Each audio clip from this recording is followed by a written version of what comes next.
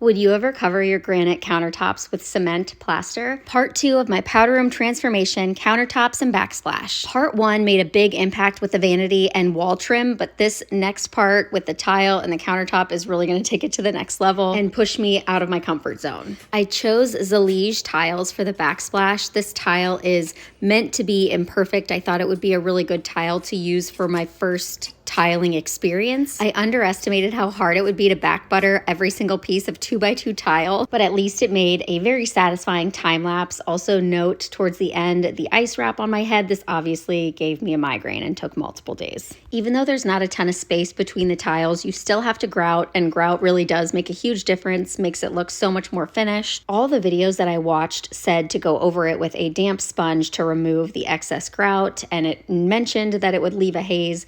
I just used a microfiber cloth to get rid of it initially, and it worked. I'm not sure why that's not allowed. I brought the picture molding up to the ceiling and added crown. The picture molding along with the tile really draw your eye upward. Now for the countertop, I know that it is typically frowned upon to cover up granite, but I have this black speckly granite all over the house, so I will not miss it, I swear. I am using a product called Concretta, and it is basically a cement plaster that can adhere to any surface. I did rough up the surface with sandpaper, but that's not necessarily needed. This can work in showers and sinks. It's supposed to be waterproof, super durable.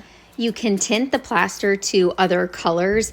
I should have gone with a more gray concrete look, but this was just how it came as is, and it's fine.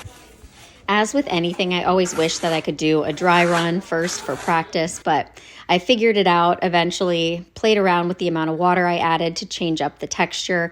I did not know that there are specific sanding tools for cement, and I used a regular sander which stained it. So I eventually decided to just keep it a little bit rough, organic looking, just like the Zia tile. It goes with the theme. Once you add the top coat, it dries smoother anyways. I can run a tissue across it. It doesn't catch, so it's fine. I did panic when it started to yellow after I added the top coat, but again, was told this is normal, and it did end up drying a uniform white.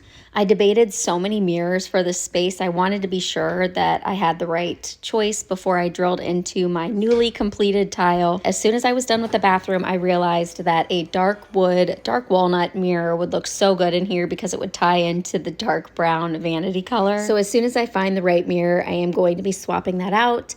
Otherwise, I am very happy with how the design turned out. The countertops dried white and beautiful and have held up great. They seem super durable, and I have no regrets.